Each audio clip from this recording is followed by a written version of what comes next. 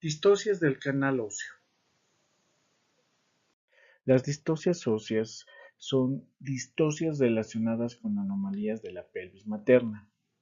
Estas anomalías pueden tener relación con el tamaño, la forma o la inclinación de la pelvis. Las anomalías pueden producirse en todos los niveles de la pelvis, por ejemplo en el estrecho superior, en el estrecho medio, como también en el estrecho inferior.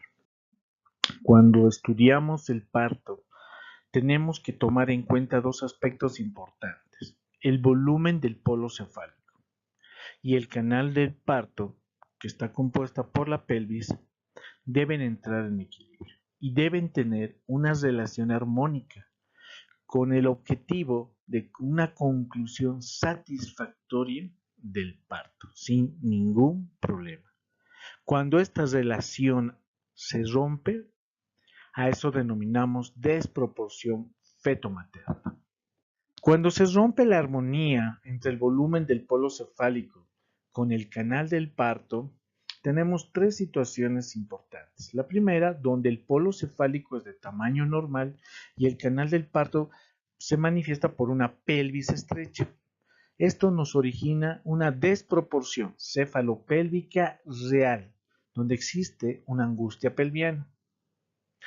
La segunda situación es un polo cefálico de mayor tamaño, con un canal del parto, una pelvis normal, originando también una desproporción cefalopélvica real, pero con exceso del tamaño cefálico. O sea, la cabeza fetal es más grande, la pelvis es normal.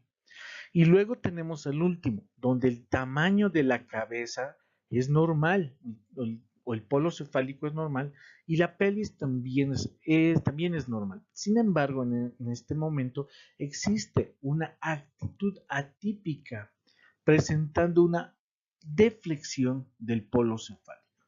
Esto nos origina una desproporción cefalopélvica accidental o adquirida. Es aquí donde nosotros podemos estudiar la presentación de frente, de cara y de breva. En este capítulo nosotros vamos a hablar sobre las distocias del canal óseo, o sea, la relación que existe entre el tamaño del polo cefálico, que es normal, con una pelvis estrecha. El diagnóstico de pelvis estrecha se refiere a la clasificación anatómica del canal óseo. En este caso tenemos la clasificación morfológica de Caldwell y Malloy, donde podemos ver una pelvis ginecoide, una pelvis androide, una pelvis antropoide y una pelvis platipeloide. Y también existe la clasificación por estrechez pélvica, donde tenemos la pelvis simétrica, las pelvis asimétricas y las pelvis obstruidas u obtectas. La clasificación morfológica de Caldwell y Malloy clasifica a la pelvis en cuatro tipos: ginecoide, androide, antropoide y platipeloide.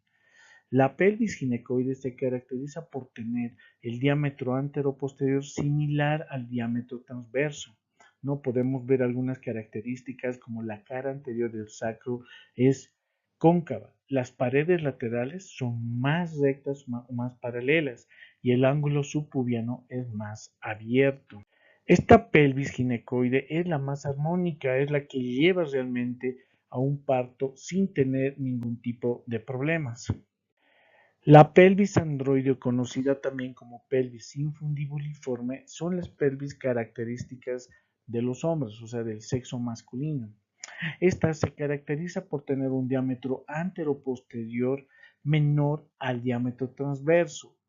La parte del sacro es más adelante y las paredes laterales están convergentes. Las espinas ciáticas, si ven acá, es mucho más pronunciadas o prominentes. El ángulo subpubiano está cerrado. La pelvis antropoide se caracteriza fundamentalmente porque el diámetro anteroposterior es mayor al diámetro transverso. El sacro es largo y recto y dirigido hacia atrás, ¿no? Las paredes laterales son algo convergentes. Las espinas ciáticas no van a ser muy pronunciadas en la pelvis antropoide y el ángulo subpúbico es estrecho. La pelvis platipeloide es poco común tanto en hombres como en mujeres. Se caracteriza por tener un diámetro antero-posterior menor al diámetro transverso. El sacro es corto y dirigido hacia atrás. Las paredes laterales son rectas. Las espinas ciáticas son prominentes. El ángulo subpubiano es muy abierto. Esta pelvis generalmente se asocia a distocias del trabajo de parto, por lo que probablemente se requieran intervenciones quirúrgicas como la cesárea. Como ya se había mencionado anteriormente, el diagnóstico de la clasificación por estrechez pélvica también se puede determinar por pelvis simétricas, pelvis asimétricas y pelvis obstruidas u obtectas. Entonces las pelvis simétricas se clasifican en dos, que son reducción de un solo diámetro de la pelvis y reducción de todos los diámetros. Cuando comparamos nosotros o vemos reducción de un solo diámetro, se clasifica de la reducción del diámetro antero-posterior, como ser la pelvis plana anillada, donde se encuentra una reducción del estrecho superior, y la pelvis plana canaliculada, donde la reducción es del estrecho superior, reducción de la excavación y del estrecho inferior. Y en la reducción del diámetro transverso tenemos la pelvis androide con todas sus características que se mencionan anteriormente y la pelvis de Robert, donde existe ausencia de los alerones del sacro. A continuación tenemos la reducción de todos los diámetros con la reducción de todos los diámetros en relación a la pelvis justamino o general. Esta pelvis tiene reducción general o uniformemente. ¿Qué quiere decir? Que es una pelvis que tiene reducidos todos sus diámetros. Entonces se podría decir que es una pelvis ginecoide pero pequeña. Tenemos la pelvis infundibuliforme. Esto con reducción solo del estrecho, en todos los diámetros del estrecho inferior. Pelvis asimétricas, donde podemos clasificarlas en pelvis oblicuo-oval, donde tenemos la pelvis de Naegeli, que es una aplasia o la ausencia de un alerón del sacro, como se puede ver aquí en la imagen. Tenemos también las pelvis pseudo-oblicuo-oval, donde ya hay un defecto congénito, en este caso una luxación congénita de cadera, donde deforma también la pelvis, teniendo una pelvis asimétrica. Y los defectos adquiridos por enfermedades como ser la coxalgia de tuberculosis de cadera, la escoliosis lumbar y las secuelas de parálisis cerebral. Tenemos las pelvis obstruidas u obtectas, que son causas que ocasionan obstrucción de la pelvis. Entre estas tenemos el defecto de pelvis espondilolistésica, que es el deslizamiento de la quinta vértebra lumbar sobre la base del sacro. Otro de los defectos es la cifosis lumbrosacra con proyección anterior de la columna lumbrosacra. El tumor óseo, producido por neoformaciones, las fracturas producen un callo óseo y por enfermedad ósea como la osteomalacia. Acá tenemos la descripción de las características de las pelvis estrechas. Esto también lo pueden encontrar en el libro de la cátedra.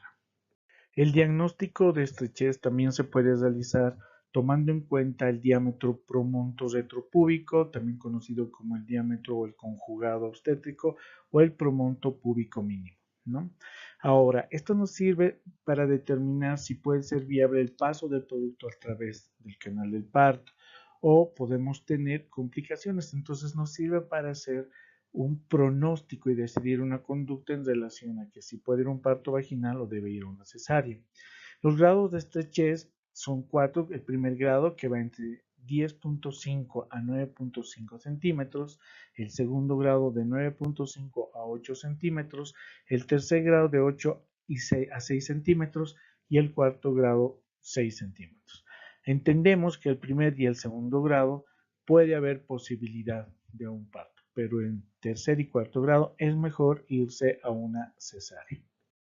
El diagnóstico de grado de desproporción se le va a añadir a la pelvis estrecha el polo cefálico fetal, ya que por acción impulsadora del útero durante el trabajo de parto nos permitirá diagnosticar el grado de desproporción que nos permitirá a su vez plantear una conducta definitiva en relación a que si va a un parto vaginal o a una cesárea. La quinta maniobra de Leopold o la maniobra mesuradora de Pinard, conocido también con ese nombre, consiste en colocar ambas palmas de las manos sobre la región pubo-abdominal materna. Apreciamos que existe una relación anterosuperior del pubis y el parietal anterior. Esta maniobra debe ser armónica y cuando no existe armonía, existe un desnivel a favor del parietal anterior y cuando hay armonía se presenta un desnivel a favor del pubis. Esta maniobra mesuradora de Pinard debe valorarse durante el trabajo de parto y tenemos los siguientes grados: normal, leve y moderada, cuando el parietal fetal se encuentra a la misma altura del pubis o por debajo del pubis. Y es absoluta, grosera o grave cuando el parietal resalta sobre el pubis. Estos bebés no van a un parto vaginal, sino deben ir a un parto por cesárea. Podemos reforzar la valoración de la quinta maniobra de Leopold con el tacto impresor de Müller. El tacto impresor de Müller es una maniobra que se valora con las dos manos. Una realiza un tacto vaginal y la otra realiza una compresión en la región abdominal por encima del pubis a nivel del polo cefálico. Al realizar la compresión y al identificar con la mano que se está realizando el tacto la sutura sagital, tenemos que valorar si esta sutura sagital se desplaza hacia adelante o hacia el pubis. Esto nos indica que hay poca probabilidad de parto vaginal. Si la sutura sagital se mantiene o se desplaza hacia atrás, esto se interpreta como una gran posibilidad de un parto vaginal. Estas dos maniobras se complementan, y permite apreciar el encaje del polo cefálico durante las contracciones y con dilatación avanzada. Y aquí podemos ver los mecanismos de parto en diferentes tipos de pelvis, ¿no? Con la posibilidad de poder permitir el paso de un feto de tamaño normal. Estas características de pelvis planas, pelvis transversalmente estrechas, pelvis generalmente y uniformemente estrechadas, pelvis infundibuliforme y las pelvis oblicuas, que también están descritas en el libro. La influencia de estrechez sobre el embarazo. ¿Qué es lo que generalmente influye? Bueno, las distocias de presentación, como podemos ver la presentación o la situación transversa y la presentación podálica, que a la larga nos pueden presentar un parto dificultoso, con muchas complicaciones materno-fetales, un parto prolongado, incluso hasta un parto imposible, donde se ven las peores complicaciones maternas y fetales. Obviamente esto nos va a llevar a tener bebés que tengan sufrimiento fetal agudo o muerte fetal, la rotura del útero, donde se puede ver abierta, y lo que menos queremos, la muerte materna. Los fenómenos plásticos son moldeamientos de la cabeza fetal que se producen cuando existe una compresión exagerada de la cabeza fetal con el estrecho superior o el canal del parto, ¿no? Que puede suceder cuando tenemos una pelvis estrecha. En este caso podemos entender como cefalohematoma aquel hematoma que se encuentra por debajo del periósteo. Estos hematomas se caracterizan porque no superan las articulaciones. En cambio, el caput succedaneum sí supera las articulaciones, como se puede ver acá. De los dos, el peor es el cefalohematoma. También podemos ver alteraciones traumáticas como el hundimiento de la bóveda craneal, que se presenta cuando la compresión es mayor a nivel del promontorio como de las espinas ciáticas. Dentro de las perturbaciones de la vitalidad fetal, podemos entender que cuando tenemos una pelvis que es estrecha o límite en todo caso, y se produce un RPM, la compresión prolongada de la cabeza contra los órganos vecinos que se encuentran a nivel del canal del parto pueden provocar dos situaciones. La asfixia intrauterina del feto, esta asfixia puede llegar a producir una acidosis y obviamente un riesgo de pérdida de bienestar fetal o lo que se conoce como sufrimiento fetal y llegamos a tener una cesárea de emergencia.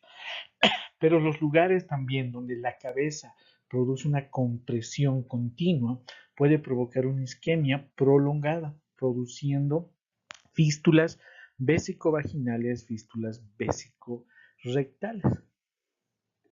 Dentro del tratamiento, cuando se diagnostica algún tipo de estrechez pélvica o una distocia ósea, podemos nosotros recurrir a un parto de prueba en aquellas que tengan una desproporción leve a moderada. Pero cuando la indicación es absoluta o la estrechez pélvica es absoluta, tenemos que irnos a una cesárea para evitar complicaciones materno-fetales, sobre todo de sufrimiento fetal o incluso hasta de rotura uterina. Cuando nosotros vamos a realizar un parto de prueba o vamos a llevar un parto de prueba, tenemos que tomar en cuenta muchas condiciones. Pero el objetivo del parto de prueba es que exista la posibilidad o se produce un encajamiento durante el parto de prueba, ¿no? Pero estas condiciones que tenemos que tomar en cuenta son la desproporción leve a moderada, que el feto esté en una presentación cefálica y que esté de vértice, que los estudios ecográficos nos digan que el feto se encuentra en buenas condiciones y las bolsas íntegras. Y la técnica que se va a utilizar es la siguiente. La paciente, cuando ya tenga un cuello borrado de 4 centímetros de dilatación, podemos proceder a la rotura artificial de membranas que nos ayuda a valorar el líquido amniótico. El control de la dinámica uterina y vitalidad fetal es fundamental. Recordemos que puede exacerbarse la actividad uterina, podemos tener alteraciones de la frecuencia cardíaca fetal, o sea, habría que monitorizar al bebé. El control del borramiento y la dilatación es importantísimo. Determinar el encajamiento de la presentación y tener en cuenta el control del mecanismo de parto, cómo se está yendo. Podemos tener una duración de 3 horas que es una evolución normal, pero siempre con control de signos de alarma, porque ante cualquier eventualidad o alteración fetal es mejor interrumpir por cesárea, ¿no? Por ello tenemos que tomar en cuenta siempre la progresión de la presentación o del trabajo de parto que se está produciendo y si esta no progresa, bueno, ya habíamos mencionado, la cesárea sería nuestra mejor opción. Gracias por su atención.